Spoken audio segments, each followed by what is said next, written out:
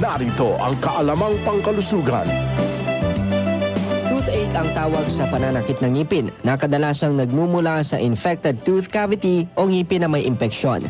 Mahalaga ang regular na pagkonsulta sa dentista upang maiwasan ang toothache at ang mga maaaring komplikasyon nyo, gaya ng pagkakaroon ng nana sa ngipin. Pangkaraniwan ng toothache sa mga bata at matatanda. May mga bakterya na nakatira sa loob ng bibig at kapag hindi sila naalis, maaari silang tumigas at maging plaque na sumisira sa ngipin. Ang pinakamabisang paraan upang maiwasan ng toothache ay ang wastong pag-aalaga ng mga ngipin at gilagid. Kumain lamang ng sapat na matamis na pagkain, ugaliing magsipilyo ng 2 beses araw-araw at gumamit ng toothpaste na mayroong fluoride.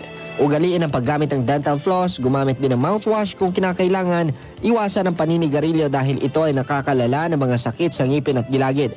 Siguraduhing regular ang pagbisita sa iyong dentista upang mas maiwasan ang mga problema sa ngipin at gilagid. Mainam din na magpa-schedule ng 2 beses sa isang taon ng oral prophylaxis sa iyong dentista. Halim Abbas, NDBC, Bida Balita.